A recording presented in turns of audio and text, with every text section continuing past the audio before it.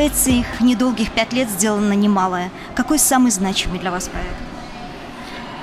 Самый значимый проект и, скажем, первый проект, который именно СВИК продвигал, это Skyway. Потому что этот проект, который необходим каждому человеку на планете, и мы и по сегодняшний день собираемся продвигать этот проект, внедрять там, где мы работаем. Потому что без этого проекта невозможно, скажем, реализовать глобальные планы вообще мирового сообщества. Да? Транспортная система сегодня находится в стопоре. Поэтому это, конечно же, очень сильный проект, это глобальный проект, который мы поддерживали, поддерживаем и будем поддерживать всегда. Если говорить еще о таком значимом, да, это, конечно же, NEMI, то есть новая экономическая эволюция мира, потому что без нее невозможно будет реализовать Skyway. Потому что в ближайшие 10-15 лет пройдет полная роботизация, автоматизация процессов, где может наступить такой социальный коллапс, который еще в мире не видел никто, и в фантастических фильмах, когда нам показывают, это могут быть только цветочки. Поэтому одна из наших задач в ближайшие 10 лет, в ближайшие максимум до 2028 года реализовать программу NEMI хотя бы на 15%. То есть чтобы 15% населения были участниками этой программы NEMI. Потому что когда люди имеют возможность хорошо жить, хорошо питаться, отдыхать, тогда у них появляется потребность к творческому потенциалу, они могут заниматься тем, что им нравится, они могут идти по пути своего предназначения, приносить огромную пользу миру. И вот тогда проект Skyway может реализоваться с сумасшедшей скоростью. Наша цель в ближайшие 5 лет, тут на десятилетие юбилей компании, чтобы было нас уже больше, чем 1 миллиард активных пользователей программы NEMI. Тогда мы Skyway построим за считанные, за 10 лет максимум, то есть к 1935 году. Я уверен, что когда нас будет миллиард человек, к 1935 году Skyway мы построим по всему миру. И самая главная задача – это вывод вредного производства за орбиту Земли. Мы поддерживаем ЮНЕСКО в этом отношении тоже, потому что все понимаем, что экологический фактор играет большую роль. И так как прирост населения всегда будет расти, прирост населения будет увеличиваться, без этого не обойтись. Есть два пути у человечества. Либо кто-то придумает что-то для того, чтобы снизить рост человечества, да, либо создавать потенциал роста и полезности всему обществу, и тогда общество будет расти процветающим, богатым сообществом во всем мире. И вот это наша главная задача. Третий проект, который я считаю, без которого невозможно построить ни NEMI, ни Skyway, это, естественно, объединение генерала мира. Потому что без мира на Земле мы не сможем ничего сделать. Нужно, чтобы каждый человек понимал, что мы за мир во всем мире, что мир является главным аспектом, главным фактором движения. Потому что когда люди воюют, им уже не до того, они спасают свою жизнь. Им приходится брать оружие в руки, защищать свою семью. Мышление человека становится на уровне неандертальца, за выживание борьба, да. Поэтому наша задача, естественно, это 3 в 1, скажем так, да. Это привнести мир человечеству, то есть через объединение генерала мира. Это быстрейшая реализация NEMI и, соответственно, быстрейшая реализация проекта Skyway и вывода вредного производства за орбиту Земли. Программа CryptoUnit как будет способствовать реализации новой экономической эволюции мира? Во всем этом должно быть что-то, что объединяет людей. Сегодня объединяют людей деньги. Сегодня деньги являются учетно-расчетным средством, даже не платежа, а учетным расчетным средством в том, чтобы люди друг друга обменивались какими-то полезностями. Да? Одному нужна одежда, другому нужно питание, третьему нужно, может быть, еще что-то. Да? И деньги являются формой взаимообмена. И поэтому CryptoUnit является, скажем, формой взаимообмена, но в новой логике Interchange System, то есть системы взаимообмена между пользователями. Потому что все говорят, это в фантастических фильмах есть, это в книгах пишется, что рано или поздно мы уйдем от так называемых денег вообще. Но деньги должны стать потенциалом оценки личности, да? То есть и здесь деньги и, скажем, учетно-расчетные системы, они поделятся на 2 категории. Категория так называемых чистых денег, категория грязных денег. Сегодня, к сожалению, чистые или грязные деньги устанавливают категорию финансовая система мировая, да, а не люди. Наша же цель, чтобы люди оценивали, это чистые деньги или это грязные деньги. Да? Если это чистые деньги, то, соответственно, чистые деньги будут помогать развитию еще общества. А грязные деньги, они будут просто снижаться в стоимости, и они ничего не будут стоить. Поэтому одна из главных задач, если говорить о CryptoUnit, это первое – создание глобального инвестиционного портфеля и создание единицы меры в мировом сообществе меры именно инфляции. Потому что инфляция сегодня настолько зашкаливает за последние 40 лет, что вот кто изучал мои курсы «8 правил частного инвестора» и говорил об уровне инфляции за последние 40 лет, это в среднем 137% годовых за последние 40 лет уровень инфляции. Хотя многие государства говорят 4, 5%, 8%, совсем это не так. Так вот, мы хотим и ставим перед собой цель, чтобы криптоюнит стал такой вот мерилом инфляции. Это раз, да, один криптоюнит, поэтому мы выпустили юбилейную монету в 35 грамм. Это сегодня по курсу 1650, где-то $1680 за эту монету 35 грамм, да. И в будущем, чтобы это стало единицей, скажем, мерила инфляции, да. А так как наша цель привнесение каких-то полезных вещей, эти все вещи должны, чем больше количество людей пользуются, тем ниже цена должна быть взаимообмена этой единицей пользования. Поэтому криптоюнит, мы считаем, что две функции. Первая – это глобальный инвестиционный портфель, который даст возможность всем людям на планете стать участниками этой программы для того, чтобы стать сейчас или в будущем совладельцами многих предприятий, полезных предприятий, которые будут служить на благо сообщества, а не на вред и разрушение.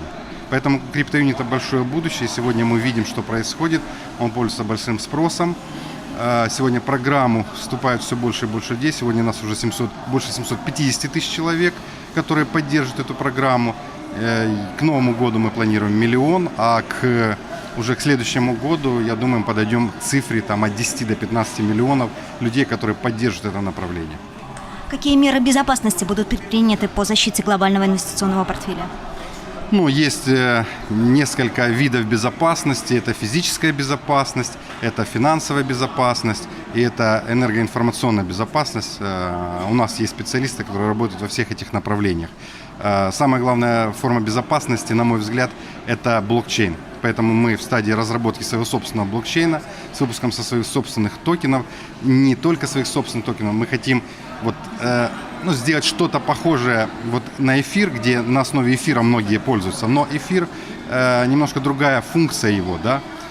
Мы же хотим, чтобы наш юнит стал основой для создания ценности того или иного, скажем, субъекта, того или иного, может быть, той или иной корпорации, которая на основе нашей монеты, на основе нашего блокчейна сможет сформировать свою собственную единицу меры, и эта единица мера может расти.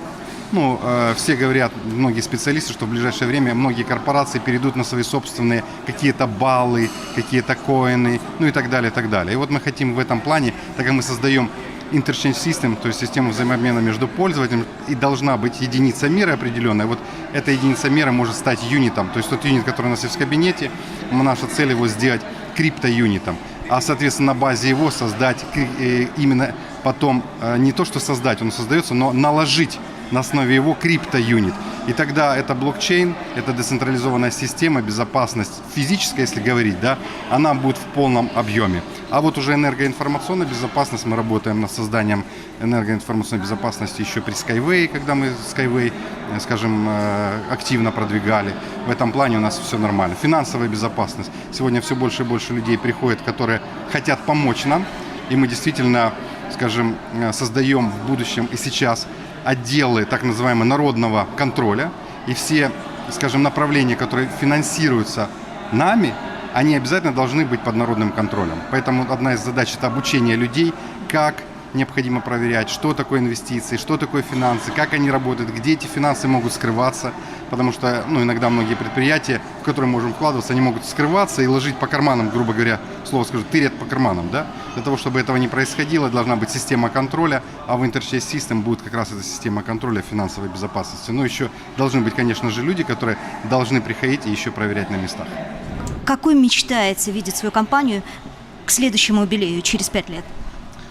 Через 5 лет, это 2024 год, у нас есть не прогнозы, скажем так, а наши планы. То есть у нас есть цели, конкретные четкие планы до 1 октября 2024 года, 1 октября 2028 года, но мы хотим до 2024 года, чтобы стоимость активов криптоюниты, программы криптоюниты, да, оценивалась более чем 10-100 триллионов долларов. То есть минимально это 10 триллионов, максимально 100 триллионов долларов. Да? Это наши планы, и мы хотим к этому прийти и знаем конкретные четкие цели, как к этому можно прийти. Потому что любую цель можно сделать реальной. Вы же знаете, что я, кто не знает, узнаете, что я мастер по реализации мечты. Я знаю, что любая мечта, она реальна. Вот любая мечта реальна. Главное выстроить четкие цели, четкие действия прописать и к этому идти. Если мы не придем даже к 2024 году, значит мы придем к 2028. Но если вдруг не придем к 2028, ну мало ли, может быть мы где-то ошиблись в своих действиях, и мы увидим, проанализируем ошибки, в любом случае мы к этому придем. 100%. Поэтому, хотим, конечно же, к 2024 году, чтобы это было порядка 15% населения в наших рядах, 35% экономики задействовано в поддержку экономического развития тех или иных стран. Это 35% экономик, да, которые вложится криптоюнит. И, естественно, созданный объем от 10 до 100 триллионов долларов.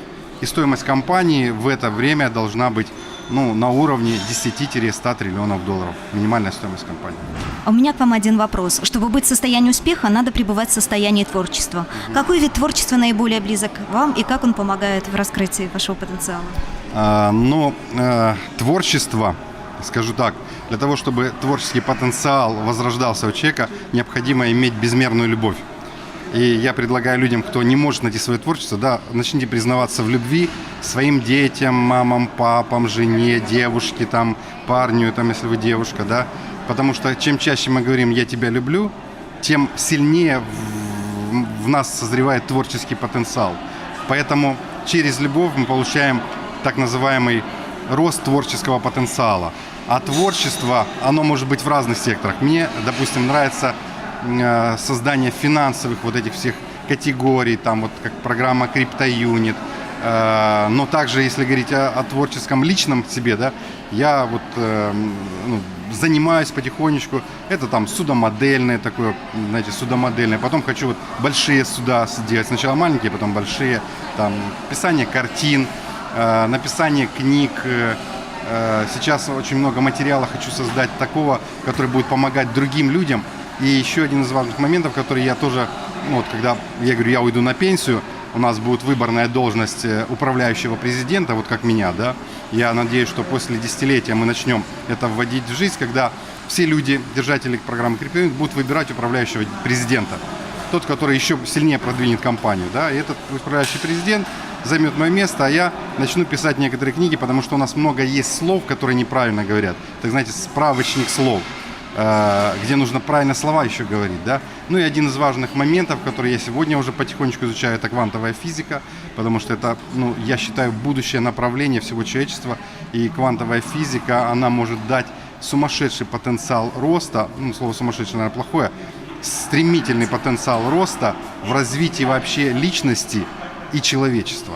Поэтому это тоже один из моментов, который прописан у меня, кстати, в планах, не просто там вот творчество, я это хочу, это у меня прописано уже давно, и потихонечку ко мне встречаются разные люди, которые занимаются этим направлением, делают направление. Поэтому, чтобы развивать творческий потенциал, признавайтесь почаще в любви, любите людей, любите себя, конечно же, в первую очередь, все вокруг, там, своих родных и близких, и говорите почаще им эти слова «я тебя люблю».